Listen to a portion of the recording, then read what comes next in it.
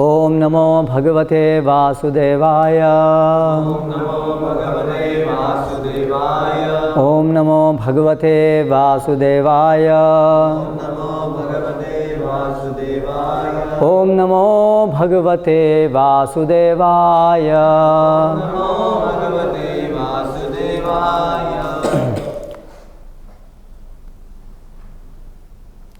श्रीमद् भागवतम स्कंद 4 अध्याय 8 ध्रुव महाराज का गृह त्याग और वनगमन। श्लोक क्रमांक 36।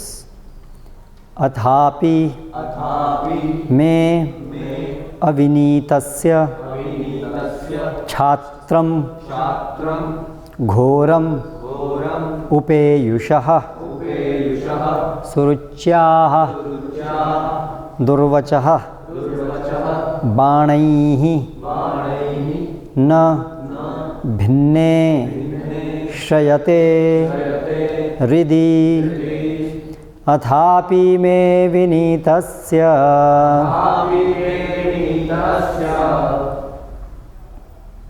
छात्रं घोरमुपेयुषः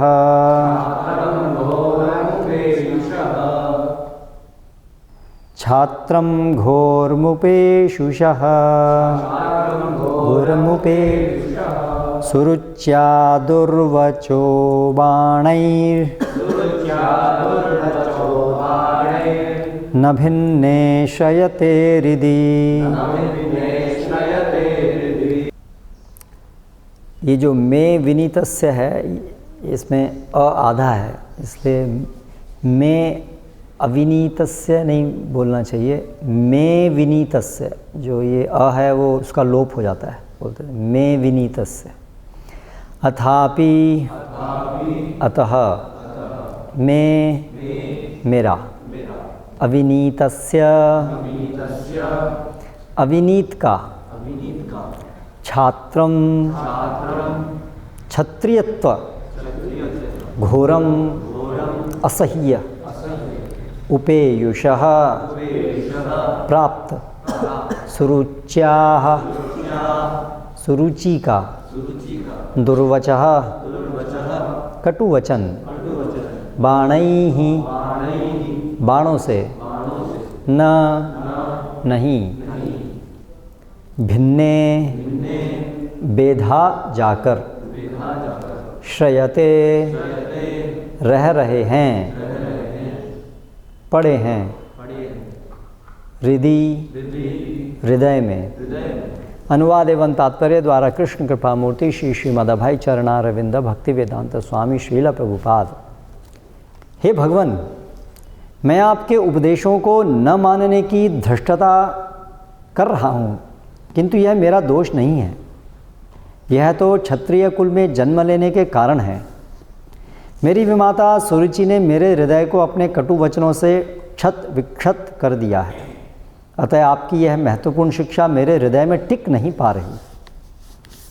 तात्पर्य, कहा जाता है कि हृदय अथवा मन मिट्टी के पात्र सदृश है। एक बार टूट जाने पर यह किसी प्रकार नहीं जोड़ा जा सकता। ध्रुव महाराज ने यह उदाहरण नारद के समक्ष रखा। उन्होंने कहा कि उनका हृदय विमाता के कटु वचन रूपी बाणों से इतना विद्ध हो चुका है कि अब उस अपमान का बदला लेने की इच्छा के अतिरिक्त कुछ भी अच्छा नहीं लग रहा। उनकी विमाता ने कहा था कि वह महाराज उत्तानपाद की उपेक्षिता रानी सुनीति के गर्भ से उत्पन्न हुआ है, अतः वह न तो सिंहासन पर न ही अपने पिता की गोद में बैठने का अधिकारी है। दूसरे शब्दों में, अपनी विमाता के अनुसार वह राजा घोषित नहीं हो सकता था। इसीलिए ध्रुव महाराज ने संकल्प किया था कि वे समस्त देवताओं में श्रेष्ठ ब्रह्मा के लोक से भी बढ़कर के किसी लोक के राजा होंगे। ध्रुव महाराज ने अप्रत्यक्ष रूप से नारद मुनि को बता दिया कि 4 प्रकार की मानवीय वृत्ति होती हैं: ब्राह्मण की, क्षत्रिय की, वैश्य की तथा शूद्र की। एक जाति की वृत्ति दूसरी पर लागू नहीं होती। नारद मुनि ने जिस आध्यात्मिक वृत्ति का प्रतिपादन किया था वह ब्राह्मण वृत्ति के अनुकूल भले रही हो, किंतु क्षत्रिय वृत्ति के अनुकूल न थी। ध्रुव ने स्पष्ट रूप से स्वीकार किया कि उसमें ब्राह्मण जैसी विनयशीलता नहीं है, अतः वे नारद मुनि के विचार दर्शन को स्वीकार नहीं कर सकते। ध्रुव महाराज के कथन से सूचित होता है कि जब तक बालक को उसकी प्रवृत्ति के अनुसार शिक्षित नहीं किया जाता, तब तक वह अपनी विशेष वृत्ति को विकसित नहीं कर सकता।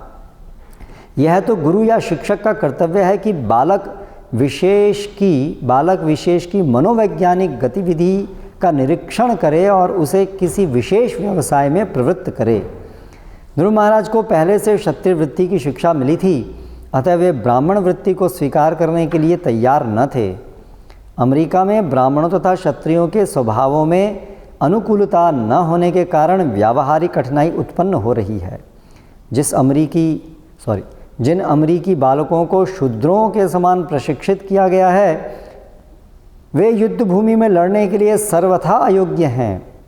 अतः जब उन्हें सेना में सम्मिलित होने के लिए कहा जाता है तो वे इनकार कर देते हैं, क्योंकि उनमें क्षत्रिय वृत्ति नहीं रहती। समाज में इससे महान असंतोष है। यदि उन बालकों में क्षत्रिय वृत्ति नहीं है तो इसका अर्थ यह भी नहीं है कि वे ब्राह्मण गुणों में प्रशिक्षित हैं। उन्हें तो शूद्र रूप में प्रशिक्षित किया गया है, अतः वे आक्रोश के कारण हिप्पी बन रहे हैं। किंतु वे जैसे ही अमेरिका में चलाए जा रहे कृष्ण भावनामृत आंदोलन में प्रवेश करते हैं, उन्हें ब्राह्मण गुण अर्जित करने की शिक्षा दी जाती है, यद्यपि वे शूद्र की निम्नतम अवस्था को प्राप्त रहते हैं। दूसरे शब्दों में, चूँकि कृष्ण भावनामृत आंदोलन के द्वार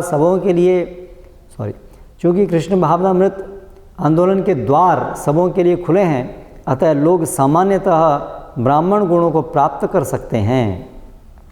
आज के समय की यही सबसे बड़ी आवश्यकता है, क्योंकि ब्राह्मण या क्षत्रिय बहुत ही कम हैं, केवल कुछ वैश्य हैं और अधिकांश शूद्र हैं। समाज का ब्राह्मण, क्षत्रिय, वैश्य तथा शूद्र में वर्गीकरण अत्यंत वैज्ञानिक है। मानवीय समाज रूपी शरीर में ब्राह्मण सिर हैं, क्षत्रिय बाहु हैं, वैश्य उदर हैं और शूद्र पाँव हैं।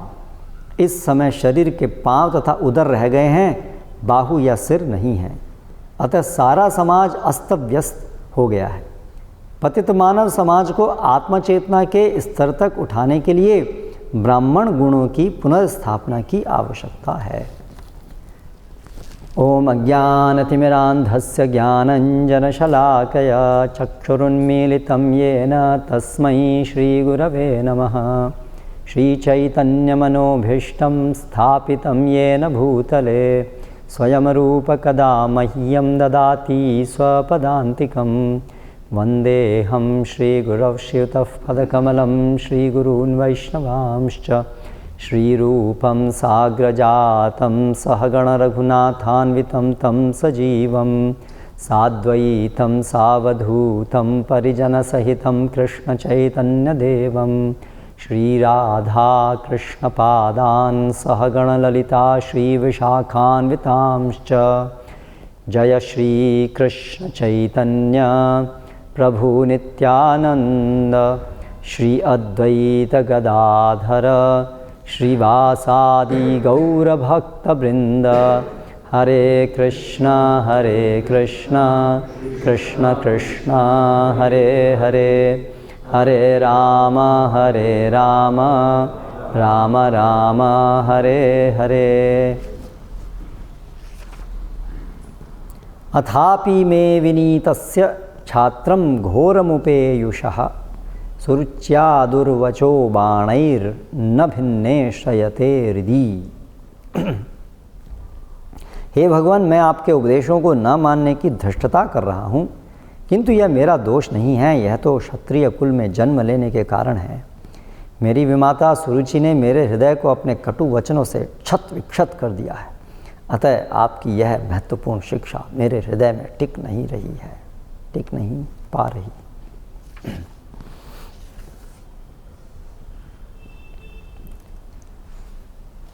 नारद मुनि एक महान भक्त और विशेष रूप से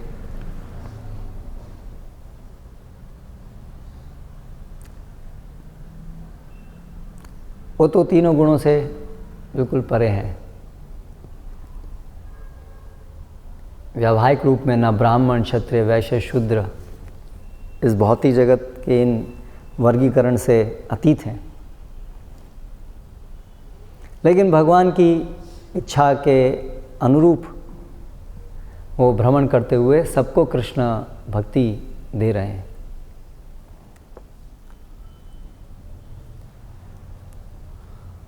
जो मुख्य रूप से ब्राह्मण स्वभाव वालों का कार्य है, यद्यपि जो गुणातीत होते हैं वे भी इस भौतिक जगत में जब आते हैं तो कोई ना कोई वर्ण के अंदर अपने को स्थित करके भगवान की इच्छा को क्रियान्वित करते हैं। क्योंकि ये भौतिक जगत के अंदर क्रियान्वयन के लिए ये 4 वर्ग हैं, इसलिए कार्य जो है इन्हीं वर्ग के अंतर्गत होता है। जैसे अर्जुन भी, वो भी गुणातीत हैं,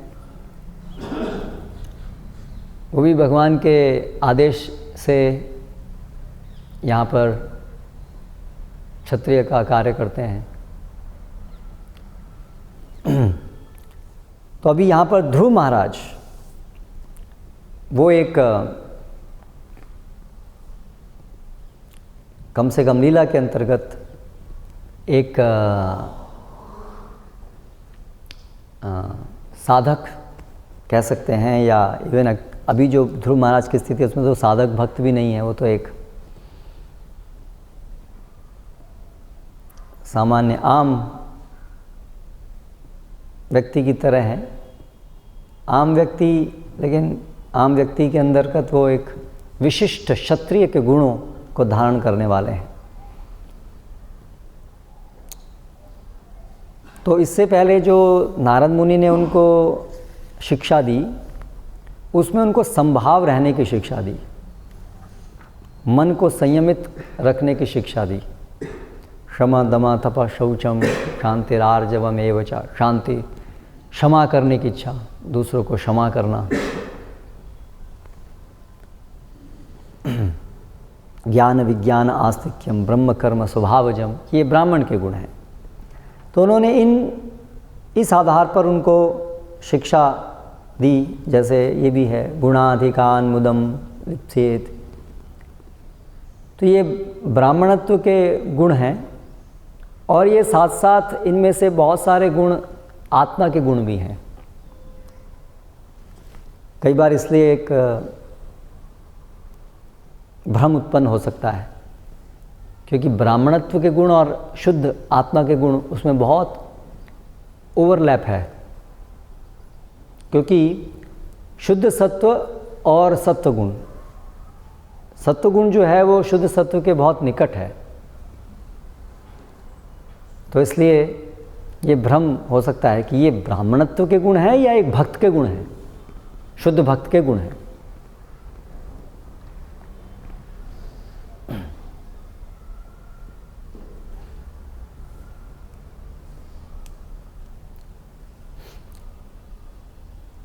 तो जो आध्यात्मिक गुण हैं, शुद्ध आध्यात्मिक गुण, जैसे चैतन्य महाप्रभु वर्णित करते हैं 26 गुण, तो उसमें अगर हम देखें तो बहुत सारे गुण जो हैं वो ब्राह्मणों के गुण होते हैं, ब्राह्मणों के भी होते हैं।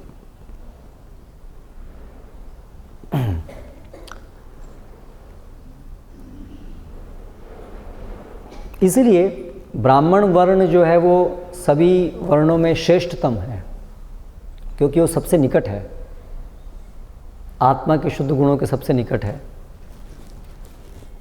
इसलिए ब्राह्मण जो है वो भगवान की वाणी को समझने में सबसे अधिक योग्य हैं और उसको दूसरों को देने में योग्य हैं। इसलिए वो वर्णों के शीर्ष पर होते हैं।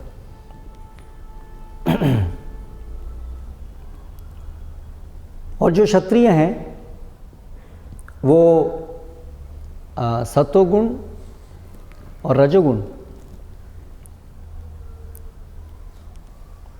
तो रजोगुण से विशेष रूप से बने होते हैं। और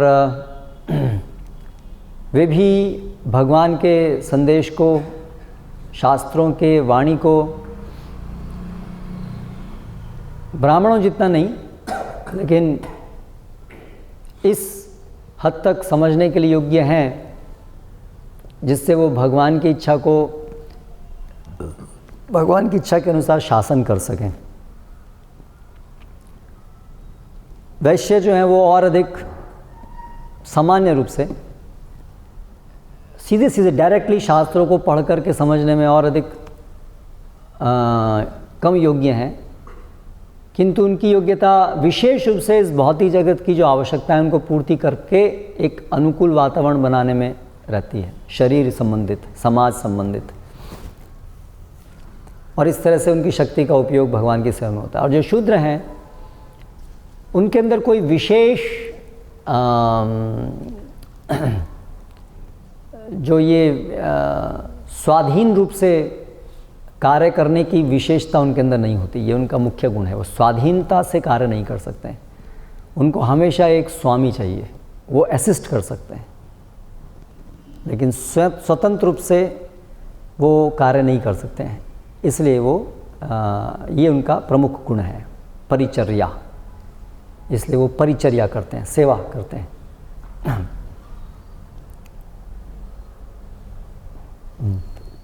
तो यहाँ पर अभी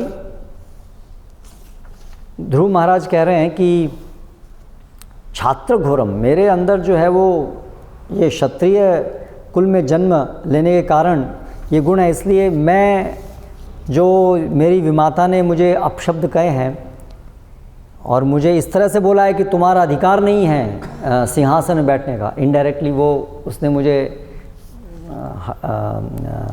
सिंहासन में बैठने का अधिकार से वंचित कर दिया है, तो ये मैं कैसे सहन कर सकता हूँ। और मैं तो अभी पिता का छोड़िए, मैं अपने परदादा से भी बड़ा सिंहासन हासिल करके दिखाऊंगा। इसलिए आप ये जो उपदेश हैं आपके ठीक हैं, प्रभुपाद लिख रहे हैं, अप्रत्यक्ष रूप से वो नारद मुनि को बता रहे हैं। देखिए 4 प्रकार की वृत्तियाँ होती हैं, एक ही नहीं होती है। एक कह रहे हैं ठीक है ब्राह्मण जो है उनके लिए होगा वो ठीक है, मैं तो ये इसको नहीं कर सकता हूँ। मतलब उन्हें गर्व भी है कि वो क्षत्रिय हैं, ठीक है, ब्राह्मणों के लिए ठीक है, हम तो क्षत्रिय हैं, हमारे लिए ऐसा कुछ। तो ये सबके अंदर एक गुणों के प्रभाव से एक विशिष्ट ऐसे गुण होते हैं जिनको भगवान की सेवा में उपयोग, जिनका उपयोग भगवान की सेवा में होना चाहिए, वो प्रशिक्षण फिर उनको मिलना चाहिए। लेकिन ये स्पिरिट, प्रभुपाद इसको बोलते हैं, ये अलग अलग प्रकार की स्पिरिट हैं, 4 प्रकार की मनोवृत्तियाँ तो हैं। लेकिन वर्तमान समय में हम देख रहे हैं, क्योंकि ये वर्णाश्रम व्यवस्था बहुत समय से ढंग से नहीं चल रही है, संस्कार नहीं हैं, कुल परंपराएं इत्यादि नहीं हैं, उनका पालन नहीं हो रहा है, गर्भदान संस्कार इत्यादि सारे संस्कारों का पालन नहीं हो रहा है। इसलिए अभी जो प्रजा जन्म लेती है ज़्यादातर जो वर्तमान समय में, वो वर्णाश्रम से भी नीचे के स्तर के लोग होते हैं ज़्यादातर, अंत्यजा समाज बोलते हैं उसको। वो वर्णों में भाग लेने के भी योग्य नहीं है। इसलिए ऐसा नहीं है कि हर व्यक्ति 4 वर्ण में से कोई ना कोई एक होगा ही, इसके नीचे भी ये है अंत्यजा, चंडाल। प्रभु बोलते हैं आजकल के लोग they are 5th class, 6th class, 10th class, 4 से और बहुत नीचे नीचे नीचे नीचे।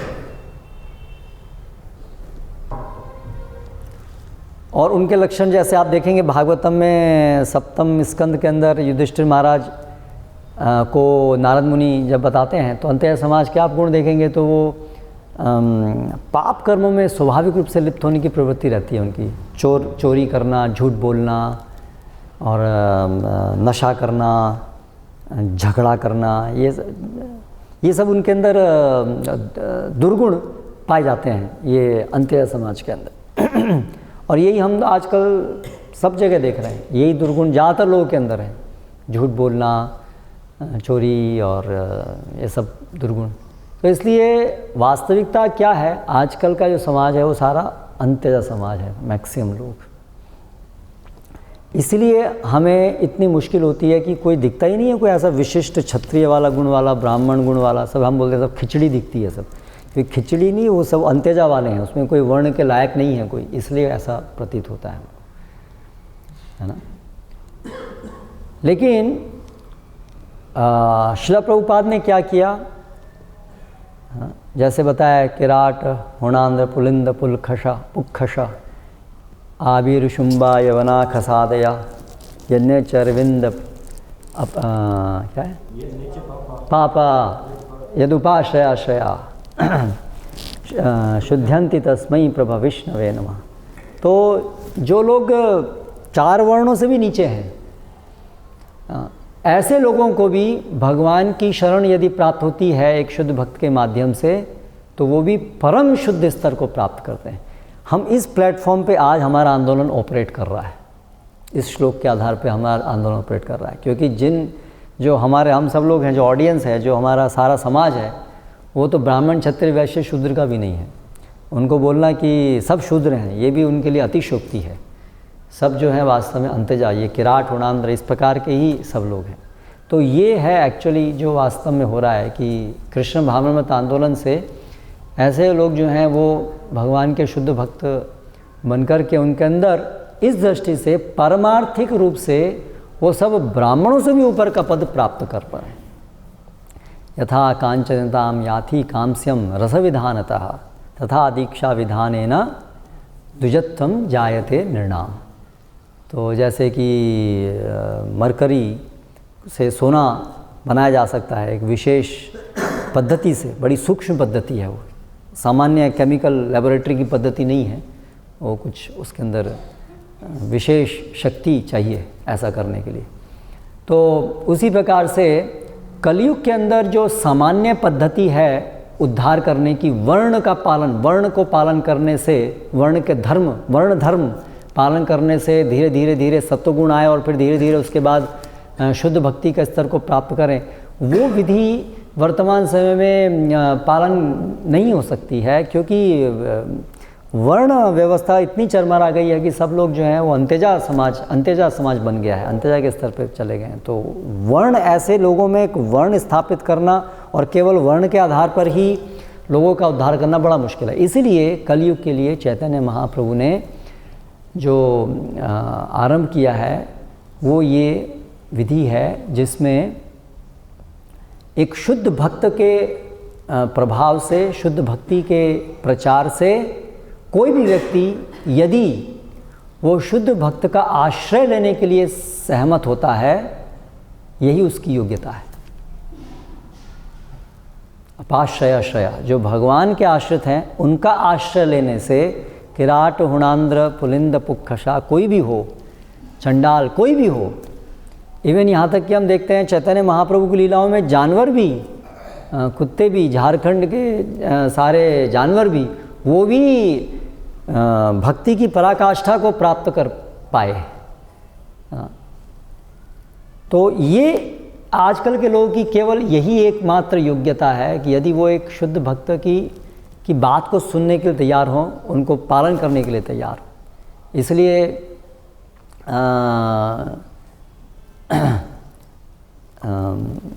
बताया गया है कि इस कलयुग के अंदर जो कृष्ण वर्णम तुषा कृष्णम संगोपांगास्त पार्षदम यज्ञ संकीर्तन प्राय यजंती ही सुमेधशाह। इसलिए जो भी चैतन्य महाप्रभु के इस आंदोलन को स्वीकार कर लेता है वही सुमेधशाह है, वही महान योग्यता वाला है ना।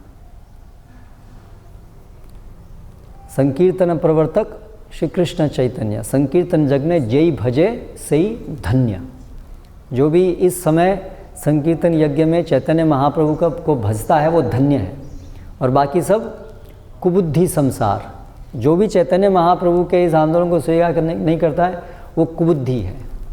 तो इसलिए वर्तमान समय में यही भेद मुख्य रूप से है कि जो भी चंडाल और हम सब तो हैं ही, लेकिन उसमें अगर हमारी स्वतंत्र इच्छा शक्ति के सदुपयोग से यदि हम किसी शुद्ध भक्त की शरण को ग्रहण करने को तैयार हो जाते हैं तो हम तुरंत कुबुद्धि से सुबुद्धि हो जाते हैं।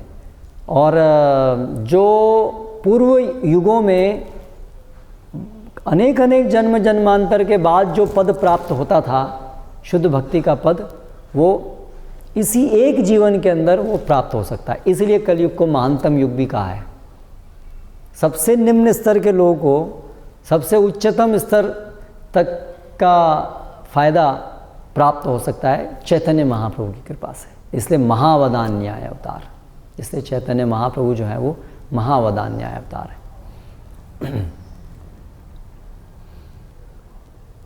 तो भक्ति सिद्धांत सरस्वती ठाकुर महाराज और उनसे पहले शिला भक्ति विनोद ठाकुर, तो उन्होंने इस बात को शास्त्रों के आधार पर, और क्योंकि भगवान के भेजे गए विशेष दूत हैं, तो उन्होंने इस कलयुग के लिए ये जो युक्ति है, जो चैतन्य महाप्रभु जिसको आरंभ किए, उसके आधार पर उन्होंने ये प्रचार आंदोलन स्थापित किया है।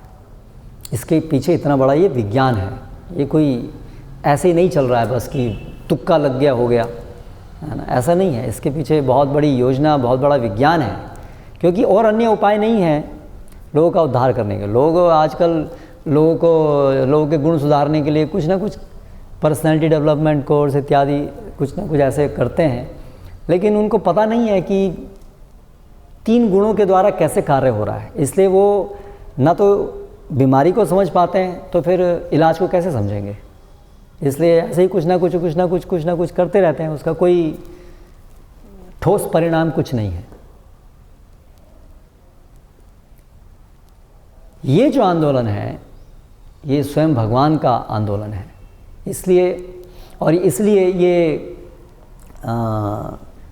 ठोस आधार पर टिका है।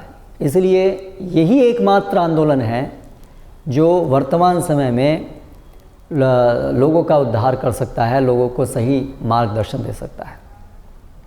प्रभुपाद का इसमें पूर्ण विश्वास था,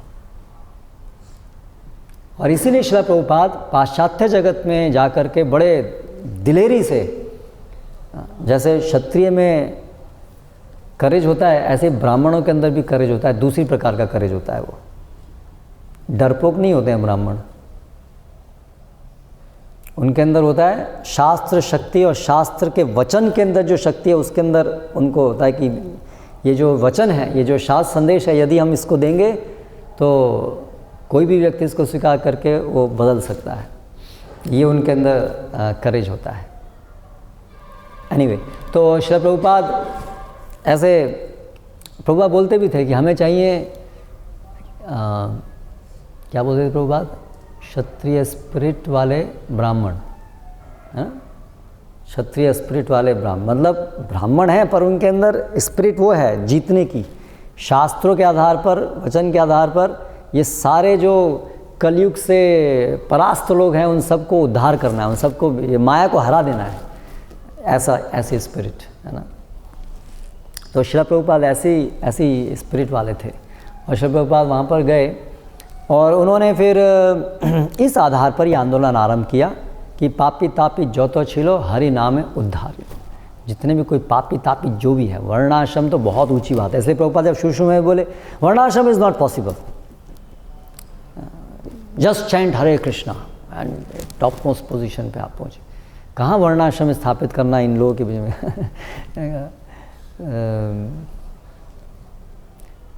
एक वीक में तो एक गर्लफ्रेंड बदलते हैं। कहाँ वर्णाश्रम की बात करेंगे हम, कहाँ इतने उच्च, एक शूद्र व्यक्ति भी जहाँ इतना उच्च गुणों वाला होता है। आप देखिए भागवतम में 7वें स्कंद में शूद्र के गुण पढ़िए, हम आश्चर्यचकित हो जाएंगे कि शूद्र इतने गुणों वाला है।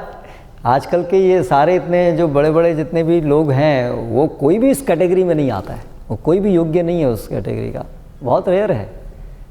तो हम तो बहुत नीचे हैं, शूद्र तो बहुत ऊंचा है हमारे लिए अभी, बहुत सब। अब ऐसे और वो भी पाश्चात्य जगत में जा कर के, जहाँ पर चैंपियंस हैं सब तमोगुण के, अभी उनके बीच में जा कर के आप देखिए कितना विश्वास कि संभव है। सबसे जो निम्न स्तर पे उनको सबसे सर्वोच्च स्तर पे उठाना संभव है हरि नाम के द्वारा। इसलिए तो कृष्णदास कविराज गोस्वामी बोलते हैं कि बहुत सारे ऐसे दीनता का भाव धारण करके कि आपकी महानता, भगवान के नामों की महानता सिद्ध होगी यदि मेरे जैसे पापी का उद्धार होगा, है ना। तो ये महानता हम लोग देख रहे हैं, प्रैक्टिकली हो रहा है ये। तो श्रील प्रभुपाद गए और उन्होंने, हम देखते हैं हिप्पी, अभी प्रभुपाद यहाँ पर और भी विश्लेषण कर रहे हैं, आगे वर्णाश्रम के अनुसार भी विश्लेषण कर रहे हैं। तो श्रील प्रभुपाद का ये विश्वास था कि हरिनाम के द्वारा सबसे सर्वोच्च स्तर पे परमार्थ की दृष्टि से ब्राह्मण से भी ऊपर हैं, ऐसे स्तर तक लोगों को उठाया सकता है, और वो हुआ। किंतु अभी कृष्ण भावनामृत आंदोलन को अच्छे से स्थापित करने के लिए, जो हर व्यक्ति तुरंत इसका फ़ायदा ले सके, उसके लिए श्रील प्रभुपाद ने अभी देखा कि वर्णाश्रम भी यदि साथ साथ स्थापित हो तो ये जो हरिनाम से जो उद्धार होना है इसको और आसानी हो जाएगी। प्रबल तो हरिनाम ही है, भगवान की शरण लेना ही प्रबलतम है, लेकिन साथ साथ यदि सपोर्ट हो जाए, सपोर्ट, अगर वर्णाश्रम सिस्टम से सपोर्ट मिल जाए तो और आसानी हो जाएगी। इसलिए फिर पहले श्रील प्रभुपाद ने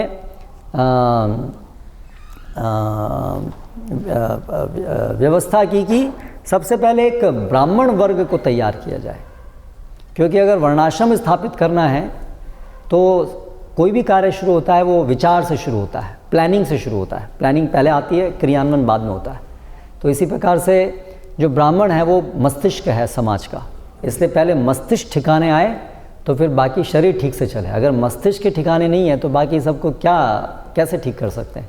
तो सबसे पहले ठीक करना है, मस्तिष्क ठीक करना है। इसलिए श्रील प्रभुपाद का वर्णाश्रम को स्थापित करने में, इस पूरे आंदोलन को स्थापित करना है, हरिनाम उसका मुख्य आधार है, और सरल बनाने के लिए वर्णाश्रम स्थापित करना ये दूसरा नंबर का व्यवस्था आयोजन था श्रील प्रभुपाद का।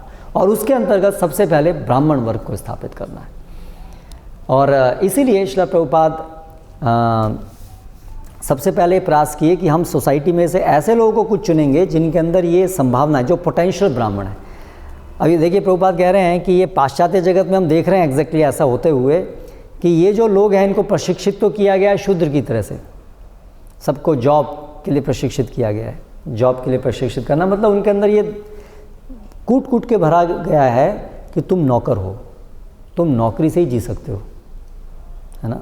उनकी पूरी एजुकेशन इस तरह से बनी हुई है हमारी सबकी कि उसमें हमें सबको एक एम्प्लॉयर चाहिए। हम सब लोग एम्प्लॉई बनने के लिए प्रशिक्षित होते हैं, हमको एक एम्प्लॉयर चाहिए। एम्प्लॉयर मतलब स्वामी, हमें जो है नौकर हैं। तो इसीलिए अगर हमें कोई एम्प्लॉयर नहीं मिलेगा तो हम कुछ नहीं कर सकते। हम बिल्कुल अपने को ऐसा पाएंगे कि अभी मैं खाना कैसे खाऊंगा, मेरा क्या होगा अभी। तो ये है शूद्र। उनको बिल्कुल ऐसा बना दिया कि आपके अंदर अपना कुछ नहीं है। आप तो आपको कोई एम्प्लॉयर मिलेगा, वैकेंसी निकलेगी तो आपका कुछ होगा, नहीं तो अनएम्प्लॉयमेंट लिस्ट में अपना नाम जोड़ दो और फिर सरकार जो है जितना हो सके आपको दान दे करके खिलाएगी, भिखारी की तरह से बन जाओ। तो ये है पूरा तरीका। तो शूद्र उनको बना दिया प्रशिक्षण से। तो फिर क्या हुआ, अभी जो प्रभुपाद यहाँ पर जो वर्णित कर रहे हैं, तो प्रभुपाद जब वहाँ अमेरिका में गए तो वो वियतनाम वार चल रही थी, वियतनाम। तो अमेरिका जो है वहाँ पर जा कर के अपने यहाँ के सैनिकों को वहाँ ले जा रहा था। तो अभी बहुत लोग मर रहे थे, हर दिन बहुत अमेरिकी मरते थे। तो इसलिए फिर ड्राफ्ट बोर्ड एक बनाया गया कि सिटीजन्स को बिना मिलिट्री, जो अभी तक मिलिट्री में ट्रेन नहीं है, उनको एक शॉर्ट थोड़ा सा छोटा सा कोर्स मिलिट्री का और भेजो उनको लड़ने के लिए। तो ऐसा होता है जब लड़ाई होती है तो देते हैं। तो पहले तो उसके लिए मतलब इस पर मिलिट्री है, आज भी है, प्रशिक्षित है, लेकिन वो लोग प्रयास कर रहे हैं कि जो प्रशिक्षित लोग नहीं हैं उनको उठा करके अभी मिलिट्री में भर्ती किया जाए। तो उस समय सब लोग जो है वो इनकार करते थे, बहाना बनाते थे, झूठ बोलते थे, कुछ भी करते थे, क्योंकि उनके अंदर वो क्षमता नहीं थी, डर लगता था। लड़ाई कैसे करेंगे? आप सोचिए किसी को ऐसे ही बंदूक थमा दो और सामने क्षत्रिय हो और उसके अंदर कोई गुण नहीं है तो क्या करेगा वो, ऐसी परिस्थिति थी। तो इसलिए प्रभुपाद बोल रहे हैं कि ये हम अमेरिका में होते हुए देख रहे हैं कि ज़बरदस्ती किसी को क्षत्रिय नहीं बनाया सकता है। और इसलिए प्रभुपाद बहुत बहुत उदाहरण देते थे कि ये भारत में हम देखते हैं जाट, फिर गुरखा, और ये लोग जो हैं इनके अंदर कैसे जन्म से ही इनके अंदर ऐसे गुण होते हैं, और फिर इनको प्रशिक्षण भी यदि ऐसा मिल जाता है तो ये क्षत्रिय जैसे इनके अंदर क्षत्रिय होते हैं लोग। और प्रभुपाद बोलते थे कि जो ब्रिटिश लोग हैं, उन्होंने जो पूरे संसार में जो अपना साम्राज्य कॉलोनाइजेशन जो किया, उसका सबसे ज़्यादा जो मेन स्टे था वो ये भारत के गुरखा और सिख, ये लोग थे। इनके आधार पर उन्होंने ये सब कर पाए, जगह जगह विक्ट्री जो उनकी हुई इस आधार पे कर पाए। तो प्रभुपाद बोलते थे कि इनके ब्लड के अंदर है वो। तो ब्लड के अंदर मतलब कि उन लोगों में वो जो संस्कार पालन करने के कारण ऐसी आत्माएं आकर्षित होती हैं। ऐसा नहीं कि ब्लड के अंदर है मतलब वो डार्विन वाली थ्योरी चल रही है यहाँ पर। उसका अर्थ यह है कि वो उस प्रकार की आत्माएं उन लोगों के घरों में आती हैं जिनके अंदर इस प्रकार का शरीर है और मन है। मन और शरीर उनका इस प्रकार का बना हुआ है, संस्कार के कारण वो उनके घरों में जन्म लेते हैं। तो इस प्रकार से ये परंपराएं चलती थी, कुल परंपराएं चलती थी। इसलिए ध्रुव महाराज के पिता क्षत्रिय हैं तो उनके अंदर ये स्वाभाविक रूप से आया है, यानी कि उनके घर में ऐसे ही आत्मा का जन्म मिला है जिसके अंदर बचपन से इस प्रकार का पोटेंशियल है, और फिर आगे उस पोटेंशियल को, उस गुण को आगे विकसित किया जाता था। बचपन से इस प्रकार की ट्रेनिंग, जैसे अभी भी हम देखते हैं वो चाइना के अंदर एक बड़ा ग्रुप है जो लोग बच्चों को इस प्रकार से क्षत्रिय ट्रेनिंग देते हैं, उनके अलग ही प्रकार के गुण डेवलप होते हैं।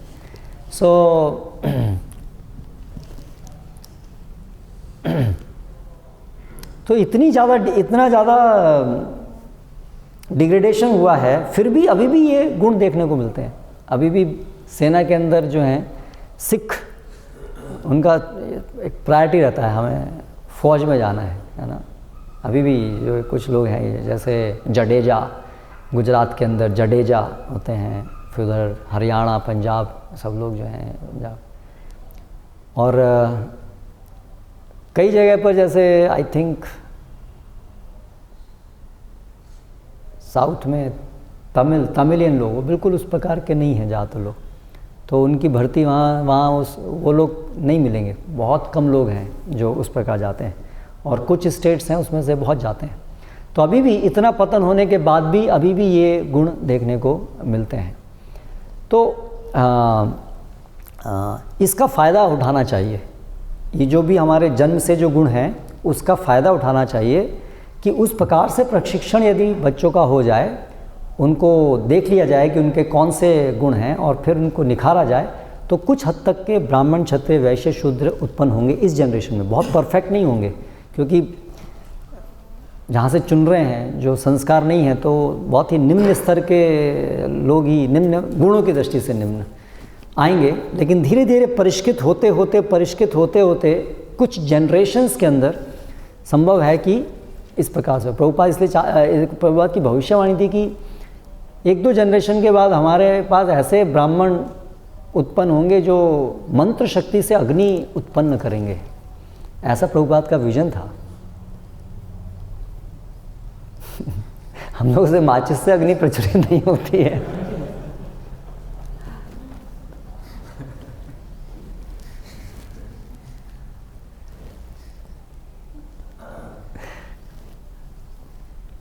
तो भक्ति और ये तो प्रचार होना ही है, लेकिन ये जो उसके अंतर्गत फिर वर्णाश्रम है, इसके ऊपर ही प्रभुपाद ने एक बहुत महत्वपूर्ण तरीका प्रभुपाद ने इसको लिया है, ये वर्णाश्रम को स्थापित करने का।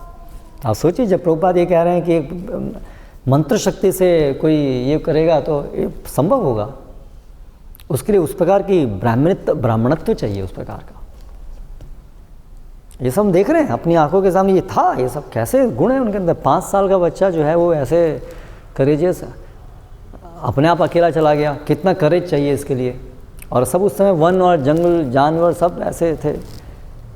आजकल सब लोग तो डरपोक है इतने, तो ये गुण है थे।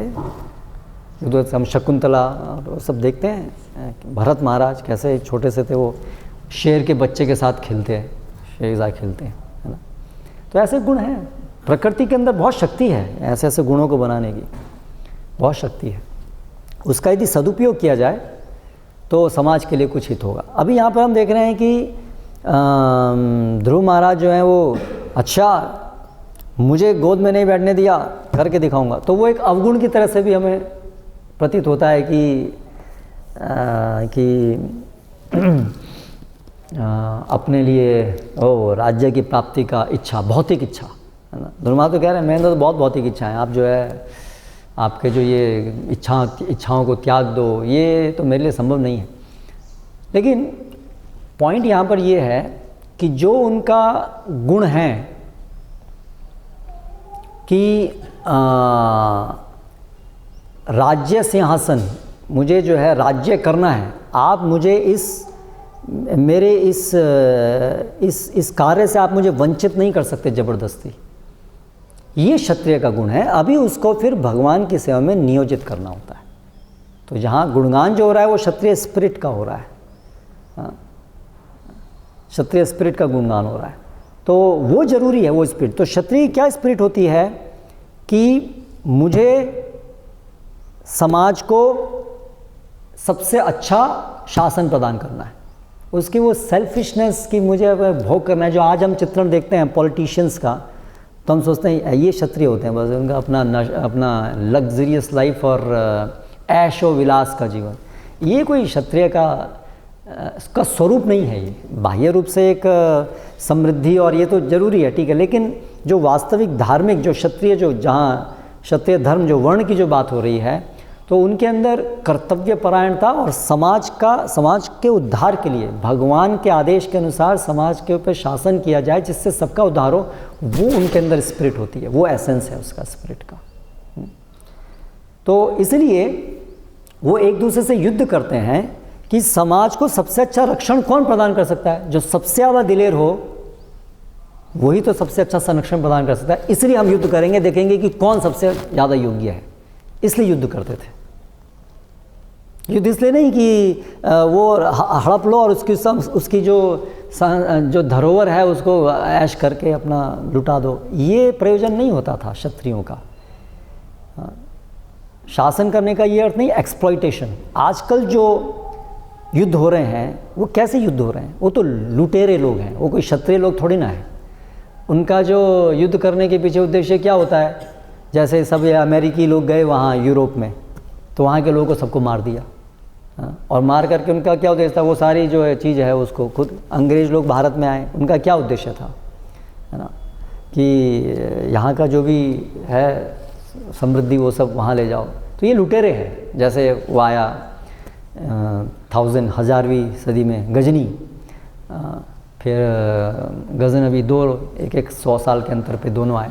तो सोमनाथ 16-17 बार उसने आक्रमण, किस लिए, इतना वहाँ खजाना था, इतना वहाँ स्वर्ण था, उसको लूटने के लिए, और लूट के लेता गया। 16-17 बार तक वो आया, है ना। तो वो तो सब लुटेरे लोग हैं, तो ये क्षत्रिय लोग नहीं है सब। हमें कंफ्यूज नहीं होना चाहिए। क्षत्रिय का कारण, क्षत्रिय का उद्देश्य नहीं होता है लूटना। जो जहाँ है, जैसा अपनी व्यवस्था है, तुम वैसी व्यवस्था में रहो, लेकिन जो सबसे योग्य व्यक्ति है वो उसे शासन करना चाहिए, क्योंकि संरक्षण प्रदान कर सकेगा ये। तो इसलिए कुछ दिन पहले परम पूज्य भक्ति विकास स्वामी महाराज ने एक कोट भेजा था क्षत्रिय के, डीमंस फाइटिंग डीमंस। आज के जो हम युद्ध देख रहे हैं वो ये है, असुर दूसरे असुरों से युद्ध कर रहे हैं, कोई क्षत्रिय नहीं है ना। प्रभुपाद ने बोला, the kshatriyas fought on religious principles, they were noble warriors not murderers. जो क्षत्रिय थे वो धार्मिक सिद्धांतों पे युद्ध करते थे, वे लोग ऋषि के समान योद्धा थे, वो ऐसे मर्डरर्स हैं, हत्यारे नहीं थे। यस। तो यशोमती नंदन पूछते हैं, what about the modern soldiers, आधुनिक सैनिकों के बारे में आपका क्या विचार है। Do they go to heavenly planets when they die on the battlefield, क्या वे स्वर्ग को प्राप्त करेंगे जब वो युद्ध भूमि में मरते हैं। तो Prabhupada shook his head. They are simply demons fighting demons for economic reasons. वो केवल असुर हैं जो पैसे के लिए लड़ रहे हैं. How can they go to heaven? वो स्वर्ग कैसे जाएंगे? They go to hell, both sides. Transcendental diary में हरि सॉरी प्रभु ये बताते हैं. तो कई बार हम इस्कॉन में देखते हैं, हम लोग भी कोई जैसे वो कोई मर जाते हैं क्षत्रिय कोई, तो हम भी सोचते हैं बेचारे, ये तो बेचारे नहीं, इन्होंने महान क्षत्रिय इन्होंने जो है ऐसा किया और लोग गुणगान करते हैं. लेकिन हमें समझना चाहिए कि ये क्षत्रिय का मतलब क्या है ना, तो पर्पज़ क्या है, उसका हेतु क्या है लड़ने का. नहीं तो गुंडे भी लड़ते हैं, तो केवल लड़ने से कोई क्षत्रिय नहीं हो जाता है. लड़ने का उनका उद्देश्य क्या है.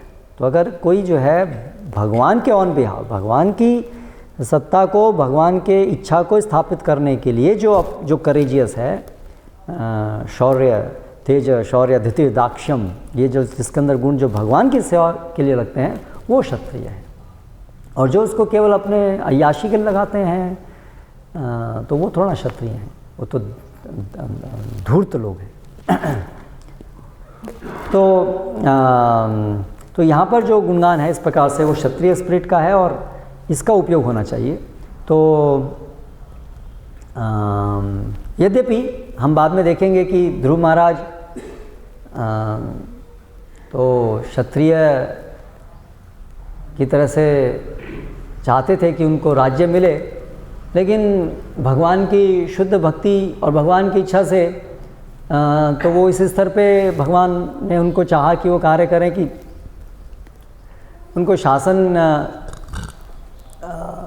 करने की भी इच्छा नहीं रही. वो एक और अलग स्तर है कि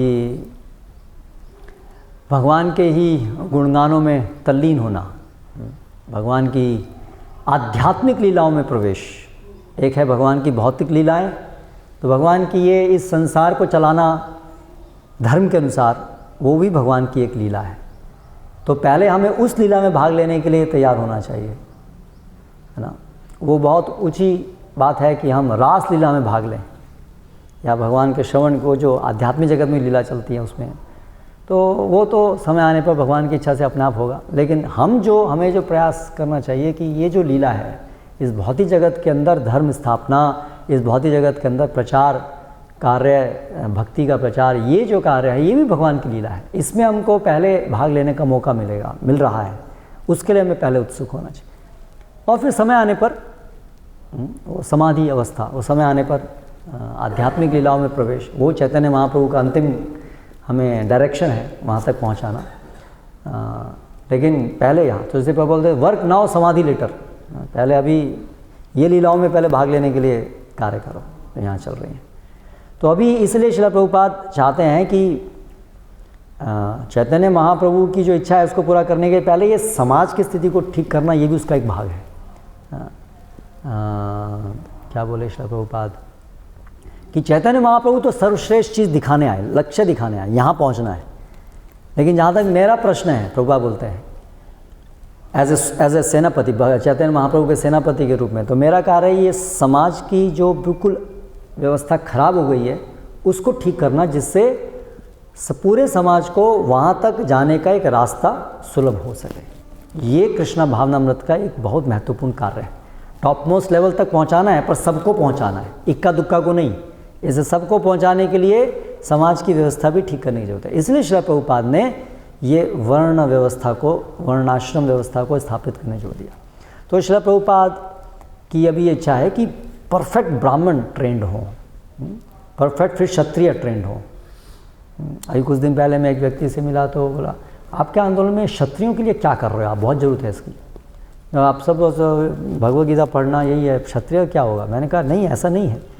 हम अभी जो हमारा प्रारूप दिख रहा है, अनफॉर्चुनेटली अगर प्रभुपाद जी के अनुसार ये वर्णाश्रम व्यवस्था का कार्य चलता होता तो आज ये क्षत्रिय डिपार्टमेंट भी कुछ दिखता. ये तो अंडरग्राउंड ही है अभी. पर ये एनविजन है प्रभुपाद की इच्छा है, क्षत्रिय गुण भी हुआ. अभी तो ब्राह्मणी थोड़ा सा ऊपर उठते हैं फिर नीचे बैठ जाते हैं. ब्राह्मणी स्ट्रॉन्ग नहीं है हमारे, हाँ, उसमें दिक्कत हो रही है. लेकिन ये है सब विजन प्रभुपाद जी का, क्योंकि क्षत्रिय चाहिए। और इसे देखिए प्रभुपाद जी वहाँ गए थे, इंदिरा गांधी से मिले थे, प्रभुपाद ने उनको जो भी उनके अंदर जो भी थे, प्रभुपाद ने बोला था आप अपने लड़के को आप क्या था संजय, उसको राजा बनाइए आप, है ना। प्रभुपाद ने वहाँ प्रपोज़ किया था कि आप उसको राजा बनाइए, आप रानी की तरह रहिए, उसको राजा बनाइए। तो ये सब आयोजन, ये सब क्षत्रिय होने चाहिए, ये सब सही प्रकार से होना चाहिए, तभी समाज चलेगा सुव्यवस्थित तरीके से। तो ये कृष्ण महामत का एक अभिन्न मार्ग है। तो ब्राह्मण, अभी तो प्रभुपाद यहाँ पर कह रहे हैं, जैसे अंतिम पंक्ति है, पतित मानव समाज को आत्मचेतना के स्तर तक उठाने के लिए ब्राह्मण गुणों की पुनर्स्थापना की आवश्यकता है। तो सबसे पहले ये फोकस की जरूरत है कि ब्राह्मण बने। तो ब्राह्मण अर्थात जिनको शास्त्रों का ज्ञान हो और जिनका चरित्र अत्यंत पवित्र हो, काम क्रोध लोभ मोह मद मत्सर्य से दूर, आदर्श चरित्र ब्राह्मण का चरित्र, तो तब जाकर के ये शास्त्रों के ज्ञान को वो सही प्रकार से धारण कर पाएंगे और दूसरों को दे पाएंगे। तो ये एक बड़ा कार्य है जो हमारे आगे है। ये भी अभी बहुत करना बाकी है। हम लोग ऐसे ब्राह्मणों को नहीं बना पाए हैं जो पूरे संसार को मार्गदर्शन दे सकें। हमें ऐसे ब्राह्मण चाहिए जो मोदी को जाकर के परामर्श दे सकें, जो अमेरिका के प्रेसिडेंट को जाकर के सही परामर्श दे सके कि देश ऐसे चलना चाहिए, ये सिद्धांतों पे देश को चलना चाहिए, जो एक क्षत्रिय को गाइडेंस दे सके, है ना। तो इतना उनको शास्त्रों का ज्ञान हो और इतना उनको साक्षात्कार हो, इतना उनको स्पष्ट हो चीज़ें कि ये ऐसे होना चाहिए, इस प्रकार से होना चाहिए, इस प्रकार से होना चाहिए। इतनी क्षमता वाले ब्राह्मण चाहिए, है ना। और ऐसे ही लोगों को, इस प्रकार के ही लोगों को ब्राह्मण दीक्षा मिलनी चाहिए। उसका प्रभुपाद ने इसलिए उस पर धीरे धीरे जोर देना शुरू किया कि एक लेवल था हर वैष्णव ब्राह्मण से ऊपर है, इसलिए उसको गायत्री दे दो।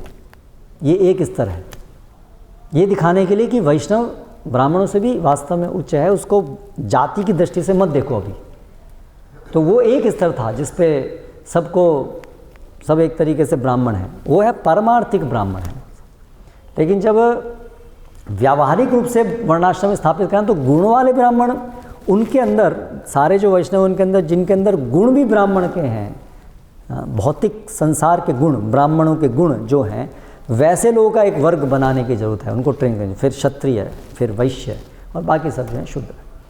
तो एक ब्राह्मण, उसके अंदर इतना विश्वास, कम से कम हर ब्राह्मण के अंदर, कि मैं शास्त्रों का ज्ञान दूसरों को दूंगा। ब्राह्मण का सबसे मुख्य चीज़ है वो प्रशिक्षक है, वो शिक्षक है।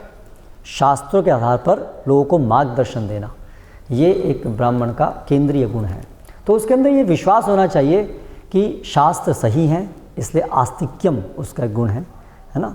और शास्त्रों का उसको ज्ञान होना चाहिए। इसलिए ब्राह्मण के लिए शास्त्र अध्ययन, शास्त्रों को समझना, अध्ययन सही मनोभाव में तभी समझ पाएगा। तो इसलिए वो चरित्र चाहिए साथ में। इसलिए वो आर्म चेयर फिलोसफर्स ब्राह्मण नहीं बन सकते हैं, है ना, जो स्वयं अपने जीवन में पालन करते हैं, तपस्या, इंद्रिय संयमन करते हैं। सबसे पहले क्षमा दमा, ये सबसे पहले क्षमा दमा है। बिना क्षमा दमा के कौन से ब्राह्मण बनेंगे? ये जितने भी पीएचडी, आज एक तरीके से पीएचडी शोध कार्य, गहन अध्ययन, चिंतन, सब तो मतलब सब नहीं, पर बहुत सारे लोग तो सब ये शराब पीने वाले और व्यभिचार करने वाले होते हैं। इसलिए इनकी जो फिलॉसफी है वो सब प्रभुपाद बोलते हैं फूलॉसफी है सब, क्योंकि ये सब ब्राह्मण है ही नहीं। ये सब तो मांस खाना, ये शराब पीना, ऐसे तो ना कोई फिलॉसफर बनता है, क्योंकि चरित्र नहीं है।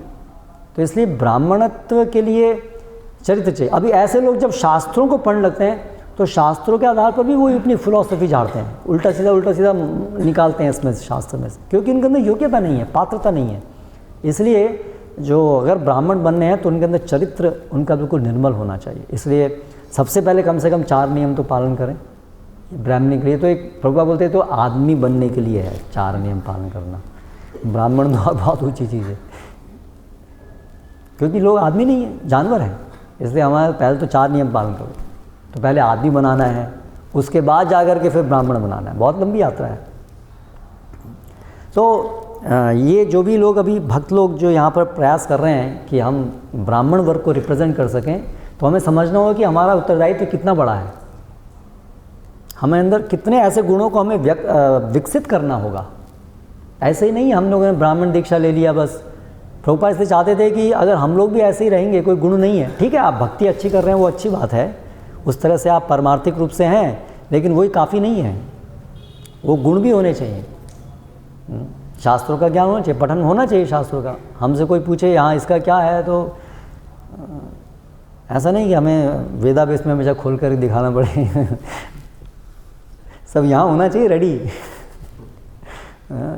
तुरंत उस प्रकार की स्मरण शक्ति, उस प्रकार की समझ, ये सब चीज़ में इंक्लूडेड है, सब कुछ होना चाहिए धीरे धीरे। तो ये आप अपेक्षा है कि गुरुकुल धीरे धीरे हों और फिर बचपन से ऐसी ट्रेनिंग हो और उस प्रकार से ऐसे बालक उत्पन्न हो सकें जो शास्त्रों को उनको हमेशा तैयार रहना चाहिए, कभी भी उनसे पूछा जाए। पहले हम देखते थे मंत्री लोग होते थे जो भी हैं, तो कुछ प्रश्न पूछा तो तात्कालिक तुरंत उसका शास्त्रों में यहाँ ये बताया गया, उसका पूरा सम्यक रूप से बता पाते थे। ऐसा नहीं कि हाँ ठीक है रेफ़र करके बताएंगे चलिए ठीक है, कम से कम रेफ़र करके तो बताएं, लेकिन वहाँ जाना है। तो इसलिए जो ब्राह्मण दीक्षा जो लिए हुए हैं तो उनको शास्त्रों का कम से कम अच्छे से उनको ज्ञान होना चाहिए, कम से कम एसेंस तो पता होना चाहिए, कृष्ण भक्ति है और कैसे सब चीज़ चलती हैं, धर्म क्या है, सबके कर्तव्य क्या हैं, ये सब उनको पता होना चाहिए। वो सबके आधार पे वो शिक्षा देने वाले होने चाहिए और उनको डरना नहीं होना चाहिए। ऐसा नहीं होना चाहिए कि कोई अगर हम लोग हैं उनको हम प्रसन्न नहीं करेंगे तो हमारा तो खाना कहाँ से मिलेगा, इसलिए वो स्वतंत्र होते थे। भगवान खाना भेजते हैं, हमें तो भगवान की वाणी का उपदेश देना है, इसलिए वो इस तरह से निडर होते हैं, डरपोक नहीं होते हैं। कोई बोलेगा कि कोई जैसे कोई बड़ा पैसे वाला आदमी है, बड़ा पॉलिटिशियन है, तो वो बोले देखो आप ऐसा बोला करो, आप ऐसा प्रचार करो, आप ये करो, आप प्रचार ऐसे करो। तो ब्राह्मण ऐसा नहीं कि जैसा वो बोलेंगे वैसा हम प्रचार करेंगे। प्रचार करना आप हमें मत सिखाइए, है ना, प्रचार कैसे करना है वो हम, आप आपका काम कीजिए। हाँ, हमें प्रचार कैसे करना है वो प्रभुपाद कभी ऐसे कंप्रोमाइज़ नहीं किया ना, ऐसा को नहीं, ये वो ब्राह्मण है, उसके अंदर कोई चिंता नहीं है, उसको किसी को ऐसा नहीं कि ये डिपेंडेंट है कि ये अगर मैं ऐसा नहीं बोलूँगा तो फिर मेरी रोजी रोटी कैसे चलेगी। वो ब्राह्मण नहीं है, ब्राह्मण स्वतंत्र है, इस प्रकार स्वतंत्र है कि मैं शास्त्र का वचन बोलूँगा, बस मैं अपना कर्तव्य करूँगा, मेरा निर्वाह कैसे हो क्या होगा वो भगवान देखेंगे, मुझे क्या चिंता करना है। दैट्स इट, ये ज़रूरी है। इसलिए वो इंडिपेंडेंट होता है। इसलिए गुरुकुल के टीचर्स कैसे होने चाहिए हमारे गुरुकुल में मैं अध्यापन का कार्य करूँगा, बोलूँगा जिसको भी आना है पढ़ो, फिर भिक्षाटन करेंगे, बच्चे जाएंगे, हम जाएंगे, भिक्षाटन होगा, जो भगवान भेजें उसी में ही काम चलाएंगे। ऐसा कॉन्फिडेंस चाहिए, ऐसा कॉन्फिडेंस चाहिए ब्राह्मण के अंदर, उसी प्रकार से क्षत्रिय के अंदर कॉन्फिडेंस चाहिए। ये लोग इंडिपेंडेंट लोग होते थे, इनको ऐसा नहीं कि कोई स्वामी चाहिए, स्ववृत्ति बोलते हैं, अगर स्वामी चाहिए तो वो तो ये तीन लोग नहीं है। ऐसे ही उसी प्रकार कॉन्फिडेंस कि मैं कोई भी आप मुझे कोई एरिया है, एरिया दीजिए नहीं, एरिया हम ले लेंगे तो शौर्य बल पर अपने गुणों के आधार पे वो स्थापित करते हैं कि he is the right person, वो योग्य है सही शासन संरक्षण प्रदान करने के लिए अपनी शौर्य वीरता से। तो ये सब चीज़ें अपने गुणों पे स्थापित होती हैं, ये ऐसे बोरोड नहीं होती हैं, ऐसे गुण से टिकती हैं चीज़ें। जो वास्तविकता है वो वास्तविकता है, जो गुण है वो टिकते हैं। तो उस प्रकार जो शौर्य है तो है। अब ये टेक्नोलॉजी आने से क्या है कि कोई शौर्य इत्यादि के गुण सब टेक्नोलॉजी के ही गुण हैं, सब शुद्र मशीनों से सब काम हो जाता है, अन्यथा वो गुण बहुत आसानी से प्रकट होते हैं, उसी के आधार पर काम चलता है। तो जिसके अंदर संरक्षण करने की शक्ति है तो उसका परीक्षण, उसकी परीक्षा होनी चाहिए, हर चीज़ की परीक्षा होती थी। तो कोई क्षत्रिय के अंदर कौन ज़्यादा वीरवान, उसके लिए कैसे क्या परीक्षा है, आ जाओ मैदान में, करेंगे युद्ध, कौन ज़्यादा योग्य है, परीक्षा हो गई, पता चल गया कौन है। तो ठीक है, जो ज़्यादा योग्य है वो ज़्यादा, वो सम्राट रहेगा, वो ऊपर रहेगा, जो नीचे है वो नीचे रहेगा। ठीक है आप भी राजा हो, ठीक है आप भी छोटा सा काम मेरे अंडर में रह करो आप, क्योंकि आप संरक्षण प्रदान नहीं कर सकते ऊंचे के स्तर पे। मैं ही कल को आ जाऊँगा तो आप क्या करोगे। इसलिए नेचुरल है, जो सबसे ज़्यादा जो वीर है उसको सबसे बड़ा, उसको सम्राट होना चाहिए। उसी प्रकार से ब्राह्मण में शास्त्रार्थ, यहाँ शस्त्रों में वहाँ शस्त्र लड़ते थे, यहाँ पर ब्राह्मणों में शास्त्रों के आधार पर शास्त्रार्थ होता था। कौन ज़्यादा सही से जानता है शास्त्रों को। परीक्षा वहाँ भी होती थी, है ना, परीक्षा से ही पता चलता है कि इसके अंदर कौन से गुण हैं। तो इससे वहाँ पर कौन श्रेष्ठ ब्राह्मण है उसको उस प्रकार की रिस्पॉन्सिबिलिटी मिलती थी। वो राजा का राजमंत्री होता था जो जिस प्रकार से योग्य है। तो हर चीज़ योग्यताओं के आधार पर निश्चित होनी चाहिए। आजकल तो सब पुश पुल ब्राइब और पहचान और ये सबसे तो सारे काम होते हैं। योग्यता फिर कौन डेवलप करेगा? और इसलिए फ्रस्ट्रेशन होता है। जिनके अंदर योग्यता होती है उनके अंदर फ्रस्ट्रेशन होता है कि ये समाज में आजकल तो योग्यता से कुछ काम नहीं होता है, अभी तो रिजर्वेशन से काम होता है। तो योग्यता कहाँ चली? उसी प्रकार से वैश्य है, वैश्य भी गुण वाला होता है, उसके अंदर वैश्य गुण होते हैं। उसको प्रभा बोलते हैं, उसको वो मरा हुआ चूहा दे दिया, वहाँ से उसने करोड़पति बन गया। वो भीख नहीं मांगेगा। नहीं, मुझे पता है कैसे धन कमाना है, मुझे पता है कैसे प्रॉफिट, कोई भी चीज़ को प्रॉफिटेबली करना है, मुझे पता है। उसके अंदर वो गुण है और उन गुण के आधार पर वो कार्य करता है। तो इसीलिए वैश्य जो जब हमारे वर्णाश्रम कम्युनिटी बन रही हैं तो उसमें भी ये होना चाहिए, हर व्यक्ति को प्रूव करना होगा तुम ब्राह्मण हो, क्षत्रिय हो, वैश्य हो, अगर नहीं हो तो शूद्र बनो। ऐसा नहीं है कि बस आगे कम्युनिटी में हाँ जी आश्रम है जी, दान आ रहा है, सब चल रहा है, सबको प्रूव करना चाहिए, सबका सिस्टम होना चाहिए। You prove yourself, if you are a Brahmin you prove that you are a Brahmin. अगर आप क्षत्रिय तो प्रूव करो क्षत्रिय, वैश्य तो प्रूव करो क्षत्रिय। ये तरीका है वर्ण का। और अगर आप तीनों में से कुछ नहीं है तो फिर फोर्थ है शूद्र। जो ये तीन को प्रूव नहीं कर पाया वो ये क्षत्रिय। हाँ, अंत्येजा नहीं होना चाहिए, वो तो बिल्कुल ही आउट ऑफ क्वेश्चन है। तो इस तरह से ये गुण विकसित करने की आवश्यकता है। तो भगवान की भक्ति करनी है और साथ साथ जो भी हमारे अंदर पोटेंशियल है उस पोटेंशियल को भगवान की सेवा के अंतर्गत हमें डेवलप करना है और उस वर्ण के अंतर्गत रह करके भगवान की हमें सेवा करनी है। हरे कृष्ण। कोई प्रश्न? शुरुआत में जैसे सुने थे शास्त्रों को ब्राह्मण बेहतर समझ सकते हैं, क्षत्रिय भी समझते हैं, लेकिन उतना बेहतर नहीं जितना ब्राह्मण, उतनी गहराई में नहीं, उतना डिटेल्स, उतनी ज़्यादा विस्तार से नहीं। हाँ, तो भगवत गीता में हम जैसे देखते हैं फर्स्ट चैप्टर के पहले प्रभुपाद परंपरा बताते हैं, तो उसमें हम देख रहे हैं तो सब ब्राह्मण है। और भगवान जो परंपरा बता रहे फोर्थ चैप्टर में वो क्षत्रिय एवं परंपरा प्राप्तम इदम राजर्षयो विदे। तो दोनों में कुछ डिफरेंस है कि नहीं? हाँ, तो ये जो शास्त्रों के आधार पर संचालन होना है तो ये जो ऋषि, जो राज ऋषि होते थे तो उनको भी शास्त्रों की शिक्षा होती थी। जैसे आप पृथु महाराज को देखें तो वो भी अपनी प्रजा को सिखाते हैं शास्त्रों के मर्म को, है ना। तो दोनों ही जो हैं वो समाज के नेता हैं, क्षत्रिय भी और ब्राह्मण भी। लेकिन क्षत्रियों का जो दायरा है शास्त्रों को सिखाने का वो अलग है और ब्राह्मणों का अलग है। ब्राह्मण जो है वो सिद्धांत क्या है उसको स्थापित करने के लिए ब्राह्मणों की विशेष रूप से ज़रूरत है। जहाँ पर अपसिद्धांत उत्पन्न हो रहे हैं कोई भी, उस अपसिद्धांत को काटना है। इसलिए राज्य मंत्री रखते थे, कोई भी मतभेद हुआ कहीं पर सिद्धांत कौन सही है तो वो ब्राह्मण उसको फिर, क्योंकि उनकी बहुत गहरी समझ है, छोटे छोटे अपसिद्धांत, छोटी सी भी वो उसको फाइंड आउट कर सकते हैं। लेकिन अभी जो भी सिद्धांत हैं उनको जनता तक पहुंचाना, उसको एंकरेज करना, वो क्षत्रिय भी करते थे। तो उस प्रकार से परंपराएं वहाँ पर भी हैं शास्त्रों को। लेकिन जहाँ पर हर तरह से पूरा सूक्ष्म से सूक्ष्मतम समाज में कोई भी अपस्टार्ट फिलॉसॉफिकल कोई ऐसा कोई अपस्टार्ट पैदा नहीं हो, उसके लिए फिर ब्राह्मणों का कार्य होता था। कहीं भी छोटी सी भी गलत कोई फिलॉसफी उत्पन्न हो रही है उसको निरस्त करना, वो विशेष रूप से ब्राह्मणों का काम होता था। एक भक्त जो है गुरु से एक दूसरे भक्त की शिकायत कर रहे थे, ये भक्त सेवा में जो है थोड़ा क्रोध करते हैं, है ना, सेवा को लेकर कोई नहीं करता है। तो गुरु महाराज ने उनकी जो है निंदा नहीं की। गुरु महाराज ने कहा कि ये अच्छे भक्त हैं लेकिन क्षत्रिय वैष्णव। तो कई बार हम भक्तों के सामने इस प्रकार से बोलते हैं कि ये ब्राह्मण वैष्णव, क्षत्रिय वैष्णव, तो इस प्रकार से क्या सही है? हाँ, क्योंकि वैष्णव तो है ही, पर वैष्णव के अंदर अलग अलग गुण उनके हैं जो इस समय वो भगवान की सेवा में लगा रहे हैं। तो ब्राह्मण वैष्णव, क्षत्रिय वैष्णव, लेकिन ये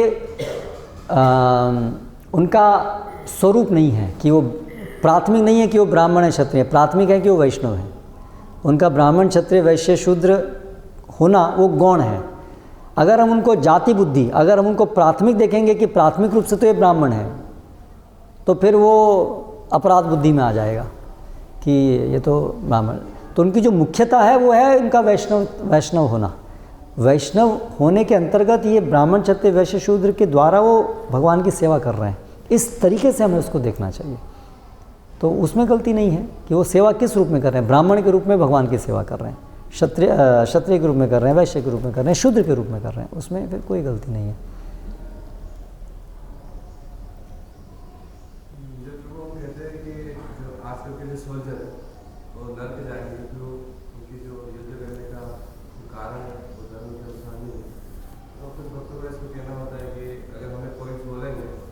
अगर हमें क्या बोलेंगे, हम ऐसा बोलेंगे कि जो सोल्जर है लड़के जाएंगे, क्योंकि अगर किसी भी कंट्री में देखो तो आर्मी को बहुत अप्रिशिएट करते सारी कंट्री।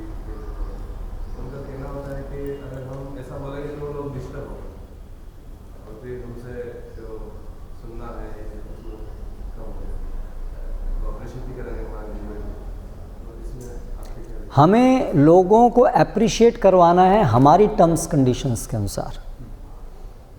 अगर हम लोगों का एप्रिसिएशन ढूंढेंगे उनकी टर्म्स कंडीशन के अनुसार, तो फिर वो प्रचार कहाँ रह गया। तो इसलिए वो प्राथमिक नहीं है कि लोग हमको अप्रिशिएट करें। प्राथमिक ये है, यस अप्रिशिएट करें, अच्छा है, अप्रिशिएशन सेंस हमारी बात सुने अच्छा है, पर हमारी बात सुने, ना कि हम उनकी बात बोलने लगे और फिर वो उसको सुने।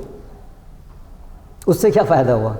वो तो अपनी बात तो सुन ही रहे हैं, हम भी उनकी बात बोलने लगे जो उनको अच्छी लगती है, तो वो क्या फिर प्रचार हुआ। इसलिए वो प्राथमिक नहीं है कि लोग हमको सुने, पर क्या सुने, हमको सुने और हमारी बात सुने, वो ध्येय होना चाहिए। तो अगर मान लीजिए ये सत्य है कि ये जो है, जो आजकल जो भी क्षत्रिय इत्यादि काम हो रहे हैं वो गलत हैं, तो ये हमारा कर्तव्य बताना कि ये गलत है। जस्ट बिकॉज वो लोग नहीं पसंद करेंगे तो हम इसलिए वो नहीं बोलेंगे, जो पसंद है वो बोलेंगे, तो ये तो कुछ प्रचार ही नहीं हुआ ना। फिर हम किस लिए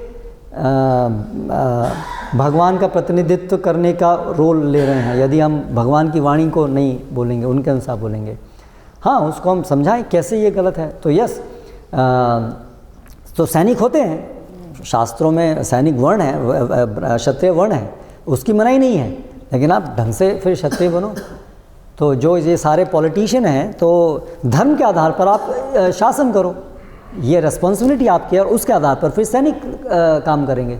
तो सैनिक होने से गड़बड़ नहीं है, पर आज का जो सैनिक और जो पूरा सिस्टम है वो भ्रष्ट है, वो गलत है, वो गलत आधार पे है, वो शास्त्रों पे आधार पे नहीं है, वो शास्त्रों की रक्षा के लिए नहीं है, वो धर्म की रक्षा के लिए नहीं है, वो केवल पैसे का धंधा है, वो सब पैसा कमाने के लिए और लूटने का सिस्टम है। तो उसको हम क्यों क्षत्रिय बोलेंगे, वो गलत है। वो तो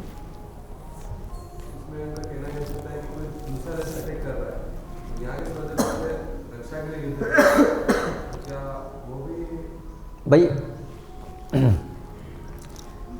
मैं मेरा मुझे भोग करना है, मुझे भोग करना है, दूसरा है बोलेगा तुझे नहीं, मैं मुझे भोग करना है। अब दोनों आपस में लड़ रहे हैं तो उनको बोलेंगे कि दो डॉग्स आपस में लड़ रहे हैं, उसको नहीं बोलेंगे दो क्षत्रिय लड़ रहे हैं। जस्ट बिकॉज मुझे अपना बचाना है, क्या बचाना है, मुझे अपना भोग बचाना है, वो तो जानवर करते हैं, मुझे भोग बचाना है। तो प्रोटेक्शन देना है, पर प्रोटेक्शन धर्म की रक्षा, प्रोटेक्शन क्या देना, प्रोटेक्शन होना चाहिए कि हाँ यहाँ पर ये ठीक है, यहाँ पर ये लोग रह रहे हैं, कोई लुटेरे आ रहे हैं, तो उससे प्रोटेक्शन होना चाहिए, नो डाउट। लेकिन अगर हमारी मेंटालिटी भी लुटेरे जैसी ही है, तो फिर दो लुटेरे के बीच में तो युद्ध हुआ। तो यस, एक धर्म के अनुसार जो साम्राज्य चल रहा है, अगर कोई बाहर के लुटेरे आएंगे तो उससे प्रोटेक्ट करना भी क्षत्रिय काम होगा, तो वो इस तरह से डिनाइड नहीं है। लेकिन पॉइंट यहाँ पर ये है कि उसको उसकी जो सही धर्म के अनुसार साम्राज्य को स्थापित करना बहुत बहुत ज़रूरी है। उसके बिना हमारा जो प्रोटेक्ट करना है अन्य लोगों से, वो केवल हम भी रोबर तुम भी रोबर, हम दोनों एक दूसरे को परास्त करने की कोशिश कर रहे हैं, बचाएं, वो उस लेवल पे आता है फिर वो। तो उससे उठ करके कम से कम हम तो धर्म के अनुसार रहें, तब तो हमारा प्रोटेक्ट करना वो एक क्षत्रिय कैटेगरी में आएगा। अन्यथा हमें और उनमें अंतर क्या रह गया, वो भी रोबर है, हम भी रोबर हैं, दैट्स ऑल।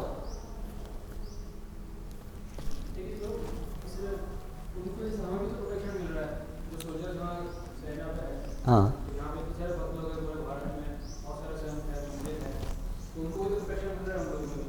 हाँ, तो क्रेडिट, हाँ ठीक है, वो क्रेडिट अनजाने में, अज्ञात स्वीकृति अज्ञात रूप से मिलेगा, दैट्स देयर। लेकिन उसकी वजह से सभी दृष्टि से वो सही नहीं हो गया वो कार्य, जो मूलभूत गलती है वो तो है ही। जो क्रेडिट अननोइंगली मिलता है उसके लिए प्लानिंग नहीं होती है, वो तो है ठीक है, लेकिन अनायास है वो तो, लेकिन वो सिस्टम नहीं बनाया था उसके अनुसार। ऑनररी डिग्री के अनुसार हो गए तो यूनिवर्सिटी बंद हो जाएंगी सब, तो इसलिए वो तो ठीक है मिल रहा है, लेकिन सिस्टम अगर हम इस्टेब्लिश करना तो सिस्टम तो सिस्टम के अनुसार होना चाहिए।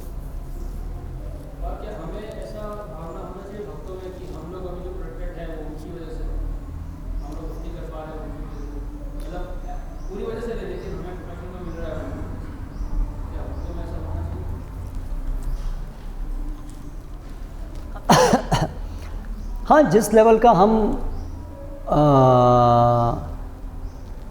जो सहायता हमें वहाँ से मिल रही है, जैसे आज गवर्नमेंट चल रही है, अगर ठीक है जो भी गवर्नमेंट की बुराइयाँ हैं, बट द सेम टाइम जो व्यवस्था है उसको हम लोग भी स्वीकार करके हमारा भी कुछ संचालन चल रहा है, तो उस अनुरूप में, उस अनुपात में we should appreciate that, we should be grateful to that. हम लोग अनग्रेटफुल नहीं होने चाहिए उसके लिए, we should be grateful to that category. इसलिए ऐसा नहीं है कि हम जस्ट उसको बस completely useless, but we want to refine it further. हमारा प्रयोजन कहने का ये है, कहने का प्रयोजन ये नहीं है कि जस्ट बकवास है सब ऐसा नहीं है, बट मुख्य पॉइंट है कि यही पर्याप्त नहीं है, आप और जाना चाहिए। लेकिन हमें हमेशा ऑब्लाइज होना चाहिए, जो भी हम लोग कर रहे हैं उसके लिए, जो भी कहीं से जाने अनजाने में जो भी हमको लाभ मिल रहा है, तो दैट्स वी आर ऑब्लाइज। और ऑब्लाइज होकर हमें क्या करना चाहिए, उनकी मदद करनी चाहिए, या सिस्टम को और अच्छा करने के लिए अपना कर्तव्य समझना चाहिए। ऑब्लाइज होने का मतलब नहीं है कि आप नीचे जा रहे हो, हम आपसे ऑब्लाइज हैं इसलिए आप नीचे और जाते रहो, वो ऑब्लिगेशन का मतलब नहीं है ना। ऑब्लिगेशन का मतलब है अगर हम ऑब्लाइज हैं then we should feel responsible कि उनको हमें ऊपर लाना है, उनकी मदद करनी है। करेक्ट। श्रील प्रभुपाद की जय।